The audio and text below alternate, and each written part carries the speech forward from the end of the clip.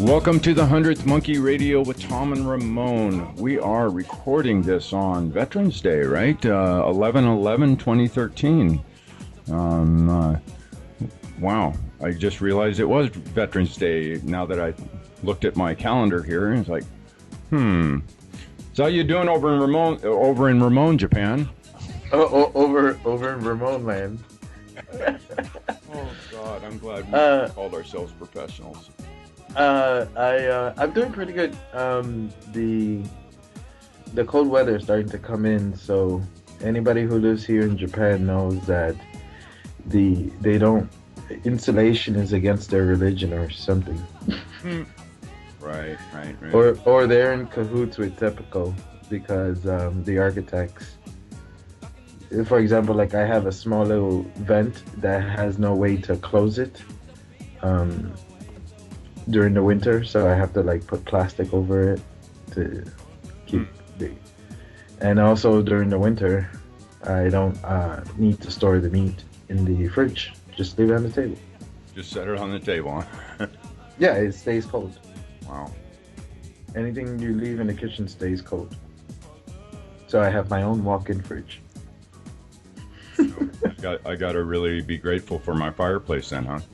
Yes, you should be. I am jealous. So, Ramon, I've had a very interesting week personally. I went on the UFO? Oh boy, I went on a roller coaster from hell, I'll tell you. I was up and down emotionally and energetically and I actually had some pretty startling views of I don't know, of the world here this last week.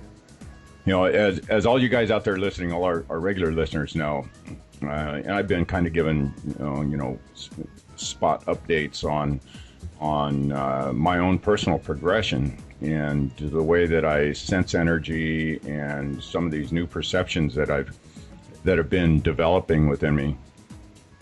And I guess you get when you really start looking at all of life and humanity and the planet and where we are and what's going on here, you got to look at both sides of the coin, right?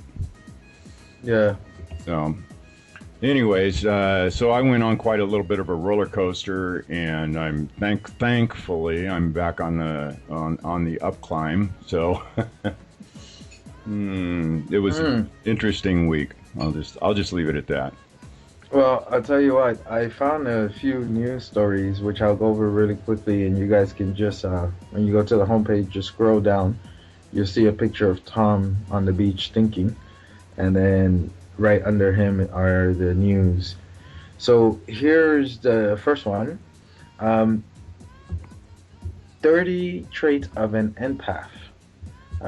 And I was thinking of you when I found this, how to know if you're an empath. And I found this quite amazing. Obviously, I won't read the whole story, but I'll read a little bit. Being an empath is when you are affected by other people's energies and have an innate ability to intuitively feel and perceive others. So I'll leave it at that.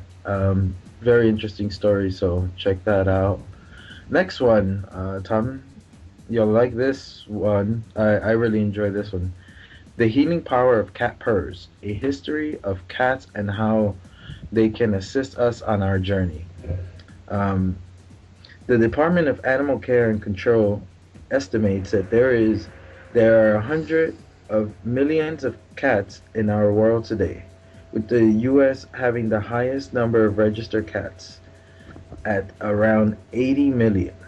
So there you go, especially for those old ladies who have like 10, 15 cats. Sounds like they need all the healing they can get. This is one that always excites me and you, Tom. Multiple scientists confirm the reality of free energy. Yay. Now, I don't know if this has been, what do they call that? When they send it to other scientists and they... peer review. Pre-reviews. Not pre-review, peer review. Who is benefiting from the suppressing scientific research? Whose power and wealth is threatened access to clean and free energy? Who has the desire to create a system where so few have so much and so many have so little? There we go. That kind of reminds me, I have one student who's just amazing, and I won't mention his name because, yeah, I don't really have permission to mention his name, but I always call him future prime minister. And this guy, we were having a discussion about, you know, about the future of Japan and economics and stuff like that. And the guy is such a smart cookie, and he was starting to see without me saying that, it's all a sham, the whole economic thing. But I say he's amazing because in Malaysia, he was swimming for 6 hours to go to this island. So he does crazy things like that. And he did something in New York that I've never done, which is sleep in Port Authority. If anybody's ever been to Port Authority, you know that's not a place you fall asleep. And this is a guy who works for the government now, so it's a pretty amazing guy. Anyway, the next news is dun, dun, dun, Irrefutable scientific evidence that we are all one. This is an amazing story, guys, and I just love it when we start getting and cross-referencing that the science with the woo-woo. We have all of us out here in the alternative world that have been saying this for forever. We've been saying, we're all connected fundamentally on such a base level. People, don't you understand? And now I love what's happening in the last 10, 15 years, Ramon, where science is actually starting to get on the bandwagon. And yeah, those scientists are coming out of the woodwork now, actually. yeah, a lot of them are. All right, let me read the last one and then we'll get to our guess. Shocking discoveries made. Studies confirm the reality of remote viewing. This one I just brought it in, but it's kind of weird because I feel like that was proven a long time ago. Just nobody else listens Hmm. except us crazy people. Remote viewing can be defined in multiple ways. Is the ability to of individuals to describe a remote geographical location up to several 100,000 kilometers away. I think even further than that. I don't Um, think there's a limit. yeah, because this guy, he passed away. What was his name? He was remote viewing Saturn, and he knew about the rings before. Not Saturn, Jupiter. He knew about the rings before anybody else did. Hmm. So anyway, we have a wonderful guest, and for those of you who dream a lot, I think you'll really, really enjoy this one. Yeah, we have J.M. DeBord with us tonight. J.M. began studying and interpreting dreams 2 decades ago, and now one of his personal dreams comes true with the publication of Dreams 1, 2, 3. Remember, interpret, and live your dreams. A groundbreaking book that makes dreams understandable for everyone and shows how they can be used to your benefit. DeBord's publishing career began 25 years ago. He has worked in newspaper, radio, and television journalism, and is the author of a novel, Something Coming, a New Age thriller. He currently lives in Tucson, Arizona, and interprets dreams as the moderator at the Reddit Dreams, where he is known as Rad Owl. And that is redditdreams.com, or actually Reddit Dreams You can Reddit get there. /dreams, right? Yeah, and I put up a domain forwarder so you can get there by going to redditdreams.com, and it'll forward you to our little subreddit. Oh, awesome. Well, thanks for joining us, Jam. Welcome to the Thank Hundredth you, Tom. Monkey. Thank you, Tom. Thank you, Ramon. It's my pleasure being here. Yeah, your name when you read it like that, J.M. DeBord, you sound like a DJ. That was the first career that I trained for back in high school. We had a high school radio station, and I spent 2 years there. And when I went on to college, I got a little more interested in print journalism, so I kind of switched paths. But yeah, I think J.M. DeBord. It also kind of sounds like an author's name too, I think. Yeah, it does. It does. It definitely does. Um, so let's get into these dream things. Why would you follow this path? What made you go this way? Well, it all began about 20 years ago. I was in college. I was studying journalism and political science. I was entering my fourth year and found myself a little bit lost. I kind of hit a wall and I needed a new direction. I needed to really figure out where I wanted to go with my life. And I went to a counselor, Larry Pesavento in Cincinnati, Ohio. And Larry, instead of asking me the typical questions about, what do you want to do with your life? What are your dreams, as in your ambitions and goals? He asked me, well, what do you dream about every night? And I'd heard that dreams have meaning, but I really didn't know anything about it at the time.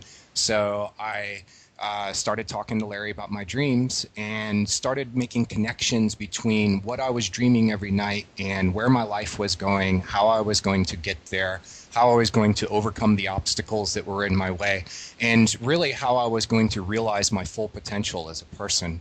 So Larry set me on a path, and I started studying in addition to practicing my own dream work, I started studying people like Carl Jung, James Hillman, Robert Moore, and I worked my way down the list of many of the great dream interpreters. I worked my way on to people like Edgar Cayce and Faraday, and I felt like I learned.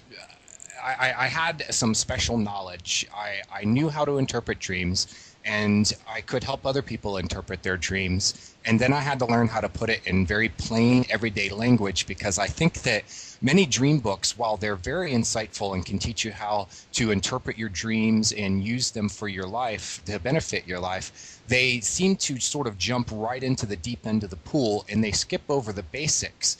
And so I wanted to start from the beginning and then take people through the process of remembering their dreams, then interpreting their dreams, and then, of course, using that information. You don't want to it's not a parlor game, oh, great, I understand what my dreams are. Well, you want to do something with that information, and that's really where I think my book is set apart from others that are already out on the market. Right. To start with, what are dreams? What are they exactly in your understanding?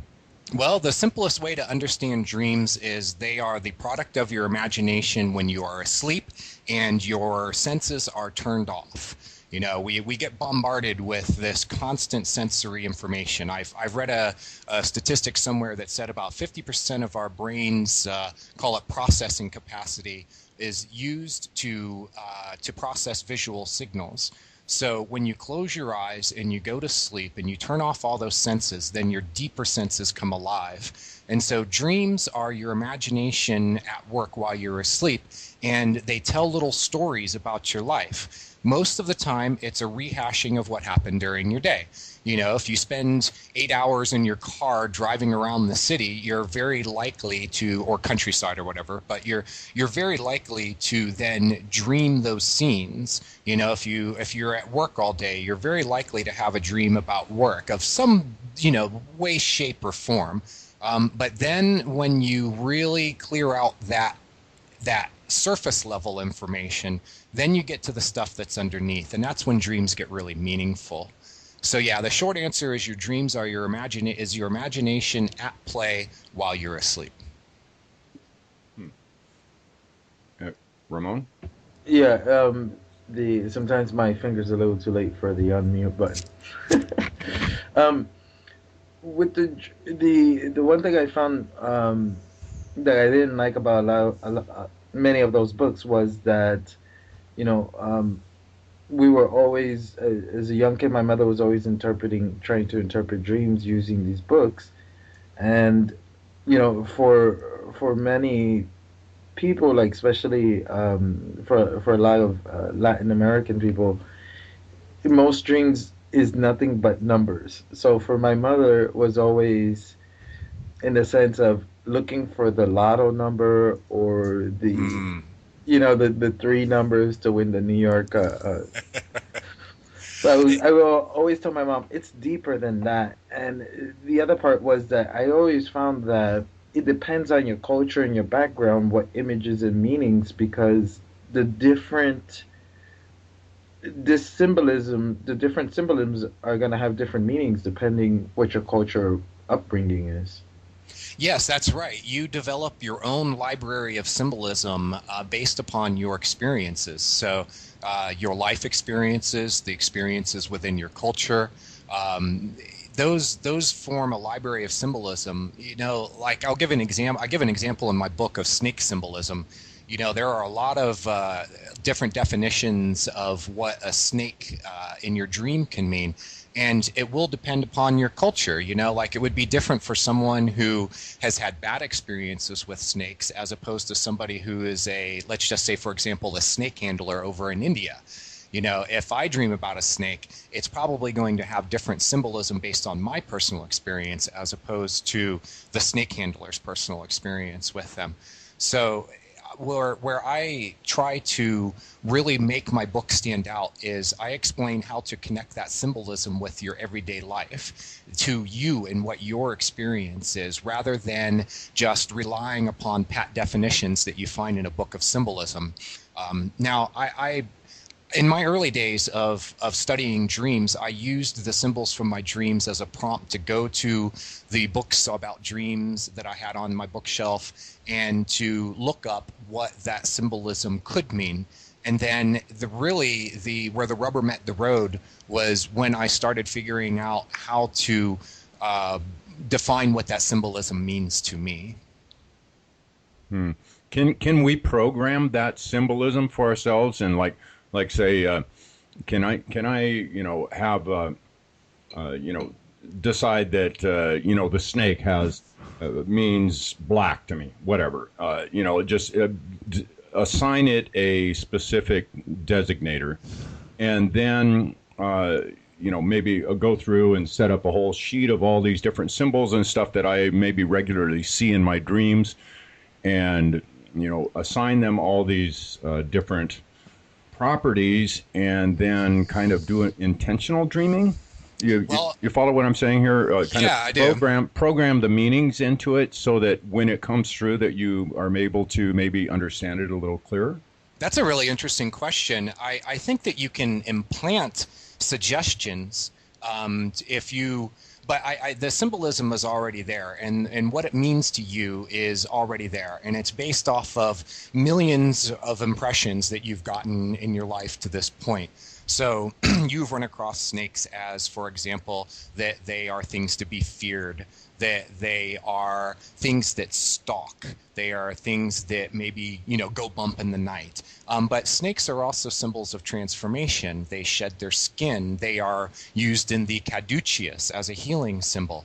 So you could, by expanding your knowledge of symbolism, your brain has more to work with. So I think that you can implant suggestions, but I don't think that if you say, okay, a snake means X to me, it means black. Well, that could be one definition that's used in the dream, but what I found is that the unconscious mind wants to use the symbolism to tell a story about you. So if you implant that suggestion in your mind that a symbol means a certain thing, it doesn't necessarily mean that your unconscious mind is going to use it the same way, because it depends upon the context. It depends upon what the dream is trying to tell you about yourself. Right. A lot of variables there, aren't there? Yes, there are. Yeah.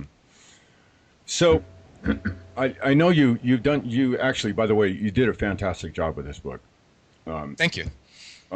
So I know you give quite a few excellent pointers for those who, like myself, who have great difficulty in remembering their dreams when they wake up in the morning.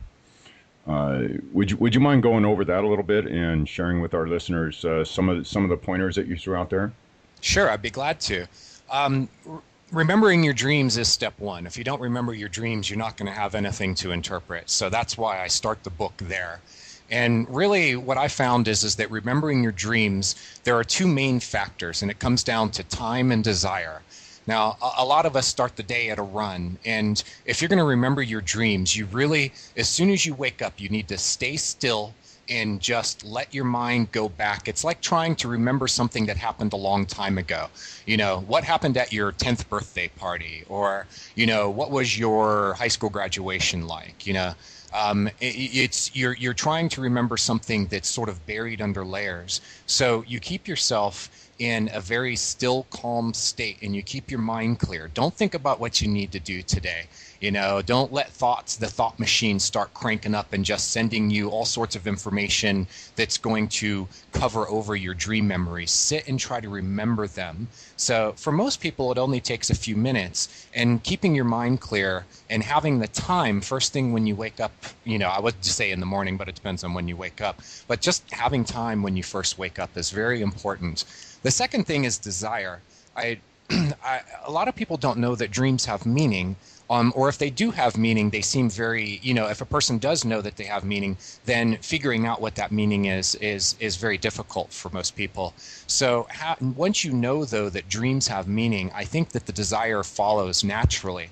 And once you know that those dreams are telling you little stories about yourself that can help you in your day-to-day life, they can benefit you, then naturally you want to remember them. Now, I do go into some other tips in the book, and, you know, one of them that I gave is keeping your mind clear, and also, you know, like taking those first few moments of the day to have a pen and paper nearby, and you know, use that time to remember your dreams and to record them. Now, for some people, those two tips, they don't, you know, it still doesn't help them remember their dreams. So I give some tips. One of them is, if you really have trouble remembering your dreams, try naps, along with a change of sleeping environment. I found that when you're on vacation, for instance, for one, you have more time. You know, you don't have to wake up and go to work right away or start dealing with your responsibilities. But two, there is something about sleeping in a different environment, whether it's like a guest bed in another room or on a couch or something like that, you know, and you want to sleep long enough to give yourself time to dream. And for most of us, that's about 90 minutes, because our sleep cycles run in roughly 90-minute patterns, where you start off in light sleep, and then you get deeper, and you'll start to dream, but you're not really, they're just sort of random images and memories flashing through your mind. It doesn't really have meaning. And then you get into deep sleep, or I'm sorry, into REM sleep.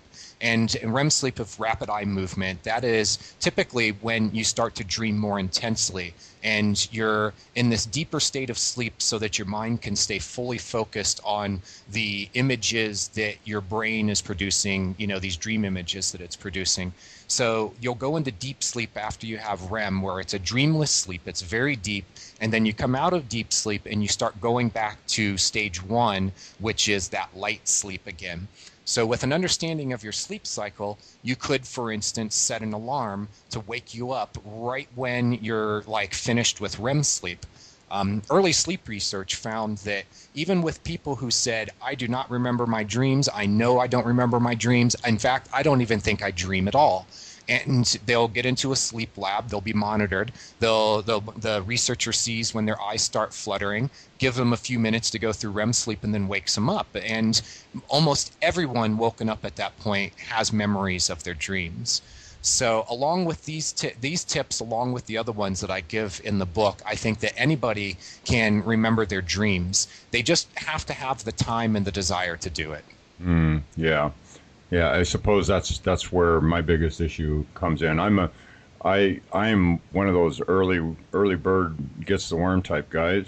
You know, as soon as my eyes open in the morning, I'm out of bed. It's like it's almost like I bounce out of bed. And I have in the past actually really tried to focus on bringing back some recall out of my dreams. I've had several really significant ones in my lifetime, and they intrigued me so much that, you know, I put a lot of time, energy, and effort into trying to get a regular recall, but for the life of me, I still to this day have not been able to get to that point where I'm able to get, you know, consistent regular dream recall in the morning. But Well, you know, the work really begins before you go to bed because you want to cue your mind to remember your dreams. So just as you feel yourself really starting to get sleepy and you know you're about to go to sleep soon, then tell yourself, I want to remember my dreams. Repeat it to yourself and say it several times to yourself like you really mean it. This is something that's really important to you. So you start before you go to sleep by cueing your mind, and then give yourself that time in the morning, 5-10 minutes to remember your dreams, and I bet you'll start having better recall. Yeah, it's definitely something. I'm at a point now too where I've definitely it would be a boon for me to get a little bit deeper insight into what's going on. So. Well, it sounds like if you're an empath and you're picking up these signals, when you're asleep, you are like a receiver, and you can receive all of this information from the outside. And it's especially important in that situation to recall your dreams and try to make some sense of them, because especially with you're open to all of this information. And if you don't have a way of sorting it and understanding it, then I find that it can be overwhelming. Exactly. I feel you. Definitely can be that, for sure. For sure. Yeah. What about dreams that, let's say, for example, give you a path, and I'll clear it up and I'll give you an example. Before I started this show, I used to have this dream where I was working at a radio show, and I always kept messing up, completely kept messing up. Like, the commercial would come and I would start talking over it, or the commercial was over and I couldn't find the unmute button, or things would always go wrong with the board, and I was always handling the board. And then as soon as I started doing this show, they stopped, because I felt like I kept getting pushed that way. Well, for one, it sounds like, anxiety dreams are very common. We all kind of worry or are anxious about things ahead of time that we're not sure about. You might know that you can do it. You have the skills and the abilities, but actually, getting in and getting your feet wet is a whole nother matter. So I think that your dreams were probably helping you to play through these situations ahead of time so that you wouldn't be nervous when the actual moment came. I have a comparison that I use, an analogy that I use in my book. I compare dreams to simulations such as what you find on Star Trek on the holodeck. If you've ever watched Star Trek, especially Next Generation, when I know you guys have, you know that it's a reoccurring theme in the TV shows where the characters will have some kind of a difficult question to answer or a thorny issue to work through, and they'll create this